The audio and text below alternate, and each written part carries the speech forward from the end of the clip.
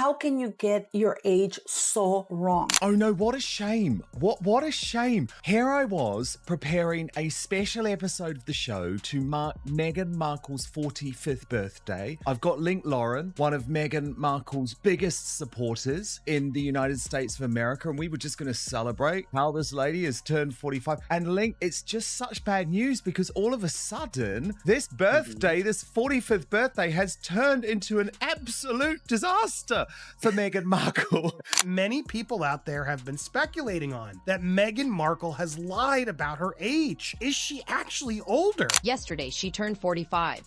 That number was on the cake, in the caption, and in news reports on both sides of the Atlantic, all reported with confidence. But within hours, people began to question it. Thousands of comments poured into royal-themed channels across the platform as users did what they seem to do every August: work out her age for themselves and come up with a different number. The discussion spread quickly, and the comment sections filled with people comparing dates and trying to see what really made sense. I'm going to quote Tom Bauer by saying, he said, look, we all laughed at Samantha and she was right, and everything she said has come true. I've been reading those comments for a long time, and this year I noticed something I'd never really considered before. Most people keep focusing on the father, but very few take a moment to look at the other side. A common claim is, he would know he was there. A man knows when his daughter was born. That idea gets repeated again and again, but it's only one of several views people have been talking about. Meghan was born, and she was born as a C-section, so she was put in my arm. I was the first person to hold her. Her little hand went on my fingers like that. People also point to the half-sister, former classmates, school yearbooks, and even that magazine page from 1997. Every summer, it shows up again, almost as if someone saved it for exactly this time. The same details keep getting passed around as people compare notes and keep the debate alive. There's nothing original here. I hope you're having the best birthday you've ever had. Thank you for everything. Which is really such a fake. That's why this has kept catching people's attention for so many years. Books, documentaries, court files, and even a major Netflix series have all added to the discussion. Even so, many people still point to one simple question that hardly gets asked. Why not ask the person who would know for sure, her mother? Based on widely reported accounts, Doria Ragland was in the delivery room during the birth, not outside or waiting for a call. Reports say the birth took place on August 4, 1981 at West Park Hospital in Canoga Park in California's San Fernando Valley, which is why many believe she could settle the question directly. What if Meghan Markle was adopted? What if there more to her birth than just her age? Could it be that she doesn't know her own age because she's been lied to by her father and mother? Could it be that's why Doria doesn't have a bond with Meghan Markle? Because what mother leaves her daughter when she's 3 or 4 years? No matter what anyone else in this story may say, many people believe her mother has the clearest first-hand knowledge because she is the one who gave birth. Even so, public debate rarely centers on whether anyone has actually asked her to speak about the date herself. Yesterday, the cake with 45 candles drew a lot of attention. But for many people following the debate, the focus quickly returned to the one person they feel has mostly remained out of view on this particular question. I remember when she was born, big new addition to the family, and we just have a very young sister here. So that's exactly what we're doing today. This is not about arguing with anyone or waving around one document and telling people what to think. Instead, we're looking at what has been publicly shared by members of her own family, along with reported legal documents, books, and private emails that have entered the public discussion. When I compared all of those pieces side by side, I found something I honestly did not expect. Some of the details seem to open up new questions and make the timeline far more interesting than it first seems. Were you disappointed? No, I just made a little mark on my board and said, oh, there's another lie, click. Thomas Jr. was 14 when Meghan came into the world. There are so many dates and numbers tied to this family that it's no surprise people keep arguing over them. But there is also one remark she made herself about age, on the record years before Harry, that many people say is rarely shared in full or viewed in the right context. That one detail could shift how some people see the larger story. We'll come back to it shortly, because it takes on a very different meaning once the full timeline is put in order. This is a copy of 17 magazine, and it was published in March of 1997. In it, it mentions our Megzy from Los Angeles and that she was 21 years old at the time of publication. That would make her birth year at around 1976. Let's begin with the people who have actually been questioned. because the list is likely much longer than most people think. Even so, many observers note that neither parent seems to appear in those public discussions. Over the years, people have gone through comments from former classmates, compared the reported birth year of a childhood friend, checked California public records, reviewed company filings in London, and even found a magazine from a 1997 archive. Piece by piece, document after document, they have tried to rebuild the timeline. But after all that digging, many say they still cannot find a publicly documented case where either parent was directly asked about the birth year itself. That is the part many find most surprising. Not the father and not the mother. Some believe there is an unspoken pattern in how sources are handled in this debate. And that remains one of the biggest questions people keep bringing up. And you're wondering, why does her age matter at all? Because her age would also have an impact on her ability to have children. Because if Meghan Markle is 4 years older than what we have been led to believe, it makes it even more difficult to believe that she was able to get pregnant so quickly. Many people believe different sources should not all be treated the same. A father may remember the date from memory. A half-sister may remember it through family events and the timeline she knows. But a mother is often seen as having the most direct first-hand knowledge because she was there at the birth itself. That is why some observers argue these sources do not carry the same weight, even if each one has something to say. One viewer wrote this under our last video on the topic. "I don't understand. Her family shared a life around her. They must know her age. Why are they not saying it? Her dad must know when she was born." Dozens of people agreed.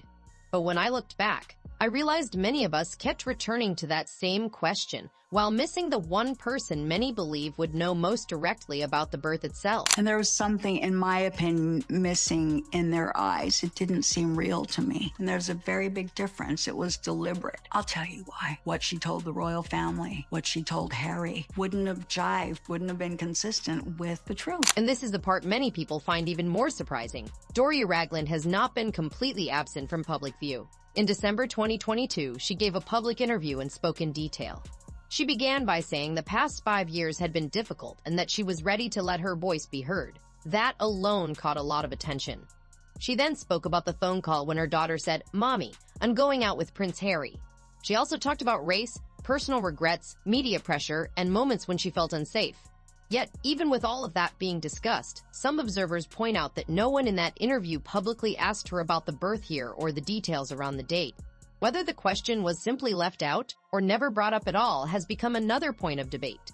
And when that is compared with the dates and timelines in other public sources, the whole discussion becomes even more intriguing. It was absolutely clear that this young woman was strong in her beliefs. It didn't matter if she was 11 years old. She believed in women, she believed in her own power, and she wasn't afraid to reach out and say, "I want my power, I want my rights." Stay with me here, because what comes next comes from public sources, not online gossip.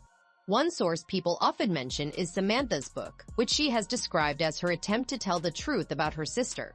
In the book, she describes Meghan's arrival in her own words and then gives a specific date, August 31st, 1981. The year matches the widely reported birth year of 1981, and that matters. But many people have focused on something else. The birthday widely celebrated yesterday was August 4, while Samantha's book lists August 34. That is a 27-day gap, and it is one of the details that has kept this discussion going.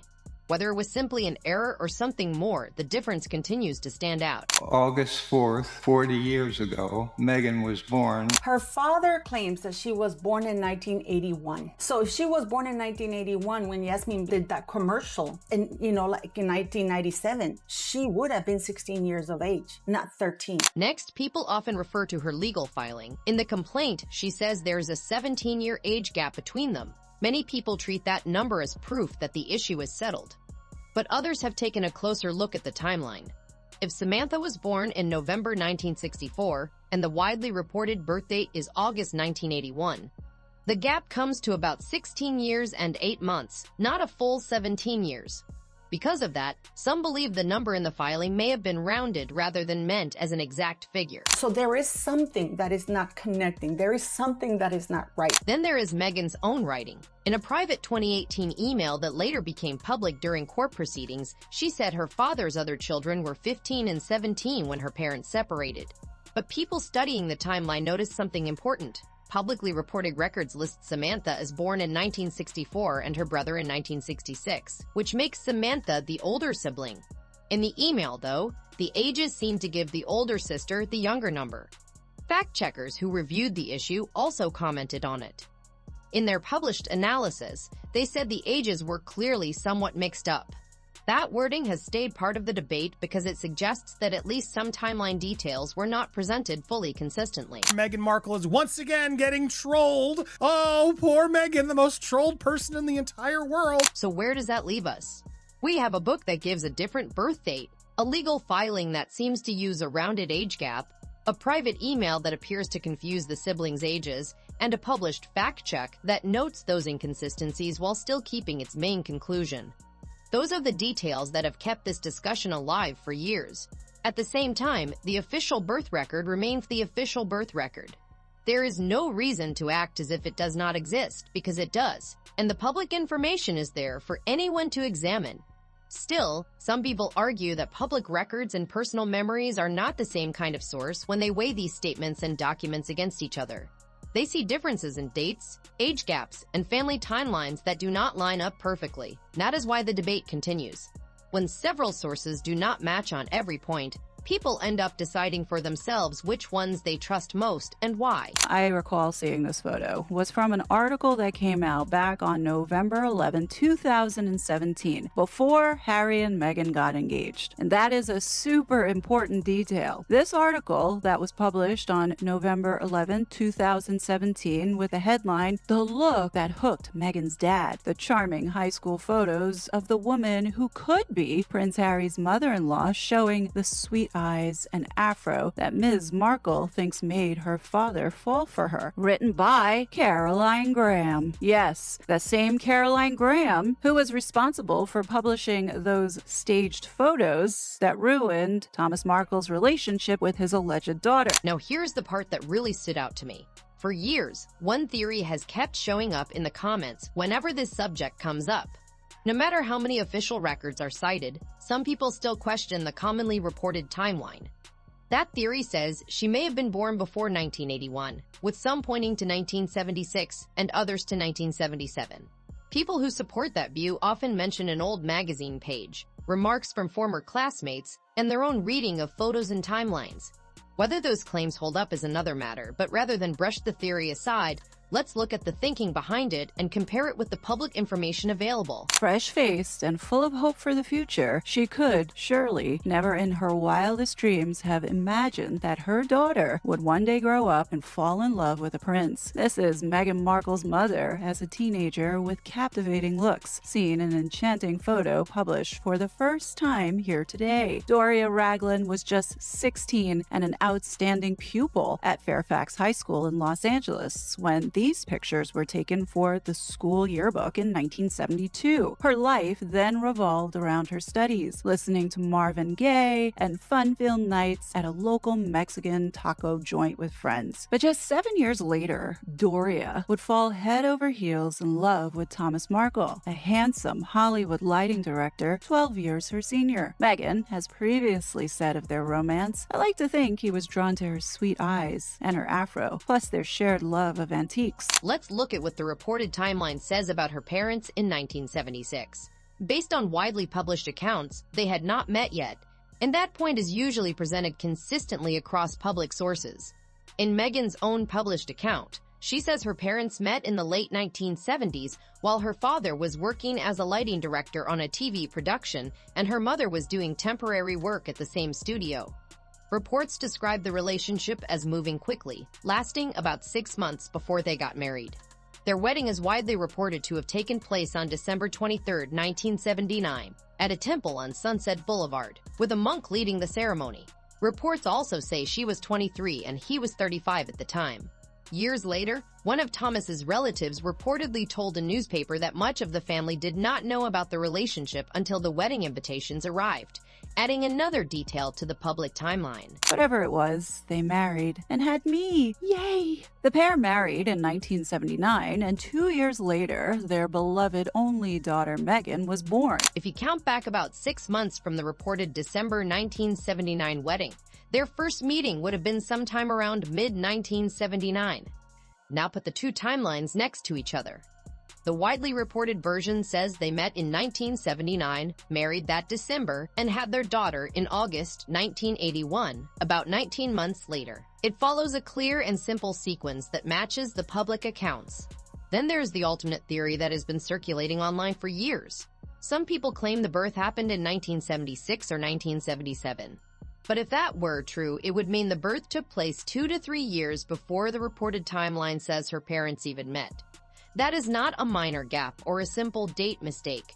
It is a major clash with the publicly reported sequence of events, which is why many people question whether that theory can fit the timeline at all. I've lost my dad in this, so him as my father-in-law was really important to me. I don't know of anybody that cold to do this. And I want to make this point clearly because it can easily be misunderstood. I'm not saying any theory has been fully proven or fully disproven. The aim is simply to compare the different claims with the publicly reported timeline and see where they line up and where they do not. One thing does stand out, though. If someone argues that the birth happened in 1977 instead of the widely reported 1981 date, that would not only change the birthday, it would also mean major parts of the publicly reported family timeline would need to change. The story of meeting at the studio, the reported 6-month relationship, the December 1979 wedding, and the birth around 19 months later would all need to be reconsidered. That is why this discussion is about much more than one date.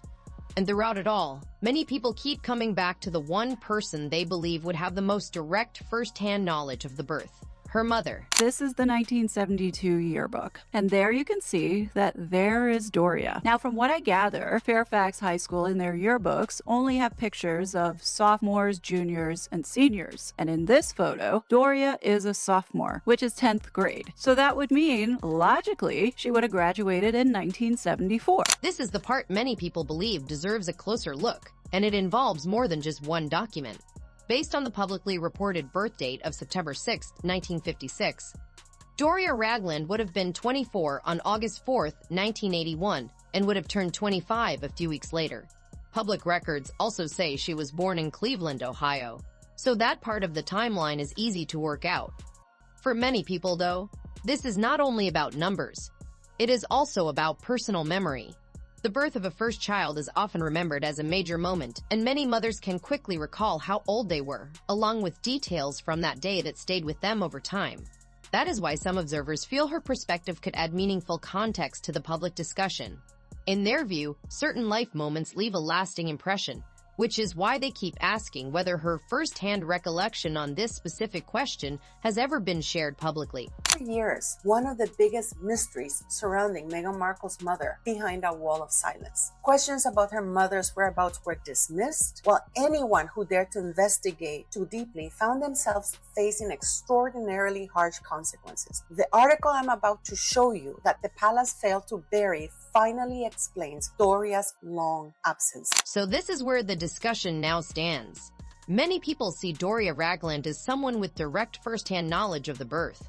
Over the years, even with all the public attention around the royal family, she has made only a small number of public appearances and given few interviews.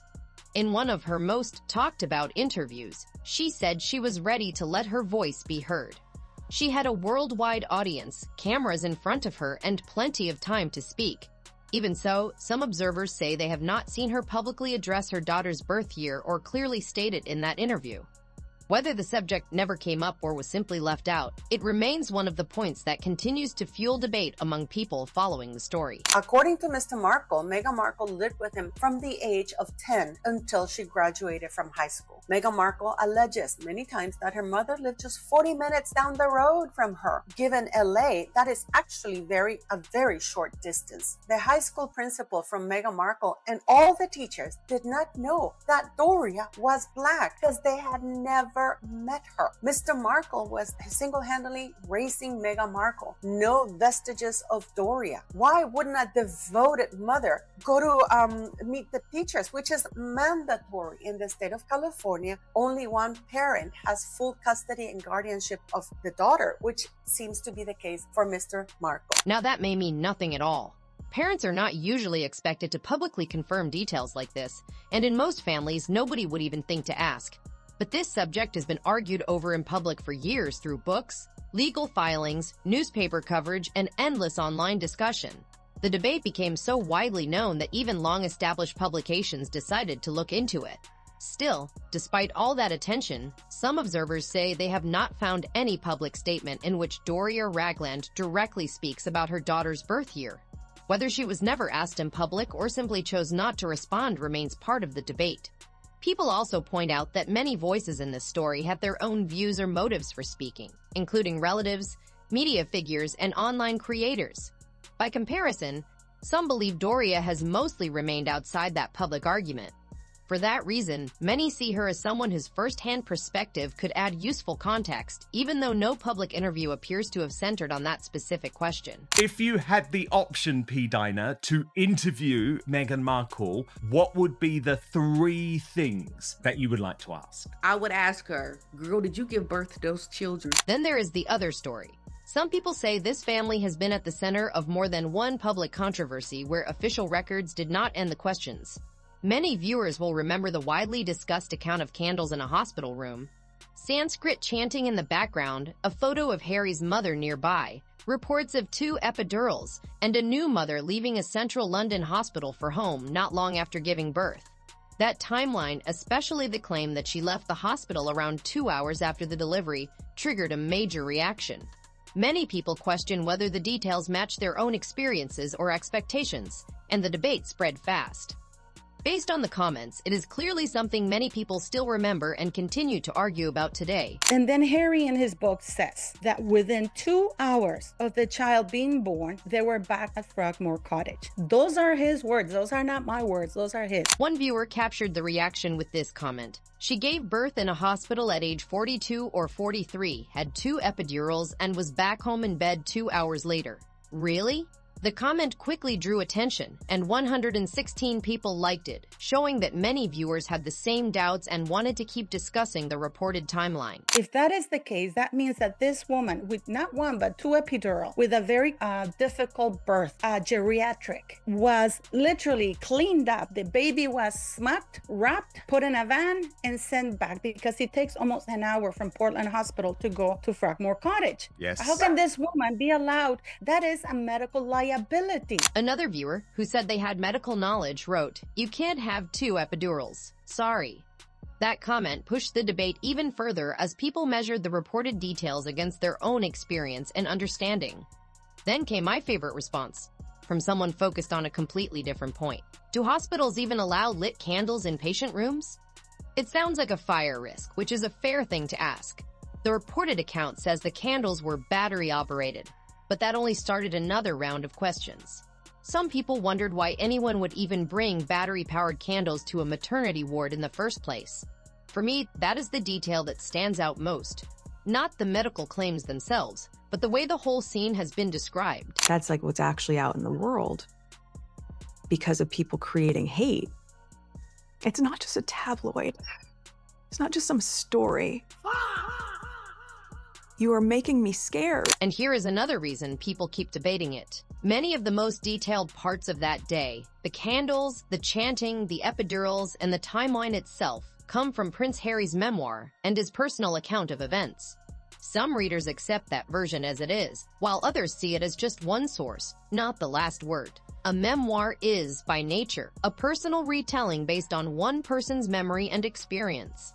Like any autobiography, not everyone sees it as independent proof of every detail. That is why some people prefer to compare it with other public sources instead of relying on one account alone. They also point to other documents mentioned earlier in this timeline where dates and family details were not always fully consistent. Because of that, some observers say they are careful about accepting any single source without weighing it against the rest of the available information. And to be clear, that does not mean they believe the account is false. It simply means they think it should be considered alongside other evidence before any final conclusion is made. Long before she was a duchess, Meghan Markle was a queen. One thing I want to make very clear, I'm not talking about the children in any way. They are children, they did not choose public attention, and they should not be pulled into debates like this. My focus is only on what the adults have said and how those stories have been told over the years. When people compare the public accounts, they notice that some details seem to shift depending on the source. That is why the discussion has lasted so long. Some people rely on official records. Others look at books, interviews, legal filings, and published articles. At the same time, many still ask why the people with the closest first-hand knowledge have so rarely been publicly asked about certain parts of the timeline. So where does that leave things after the 45th birthday celebration? In many ways, the conversation is right where it has been for years. There's the official record, a book with a different date, a legal filing that seems to use a rounded age gap, an email that appears to confuse the siblings' ages, and a 1997 magazine page that people still argue over. Those differences are why many people keep comparing sources instead of seeing every question as fully settled. I'm not here to tell anyone what they must believe. Other well-known stories from Meghan's early public life, including the widely discussed dish soap advertisement, have also been reviewed and debated for years by writers and journalists. That shows how public stories can keep being re-examined long after they first make news. But I mentioned one detail earlier, and here it is. In 2015, years before Harry, Meghan Markle was asked about her age in an interview while promoting Suits. She said, "I think as women actors, the industry can assume they have a shelf life. I'm always told, don't say your age. I'm 33 and I'm really comfortable with that. If anyone has a problem, then it's their problem, not mine." That quote stands out for more than just the number. Many people focus only on her age, but the bigger point was the pressure women in entertainment often face around getting older. Whether people see that remark as especially important or simply one part of a bigger conversation, it has remained one of her most memorable comments on the subject. Just a few moments later, the interview adds even more context. Meghan talks about the pressure many actresses feel about revealing their age.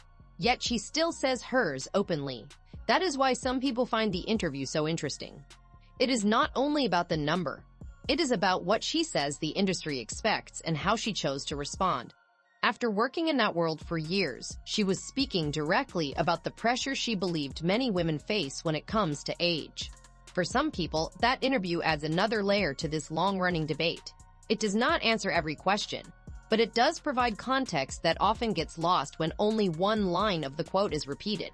At the end of the day, this is not about telling you what to think. It is about looking at public information, comparing the different sources, and asking whether every important voice has truly been heard. Some people believe one simple question to her mother could add useful context.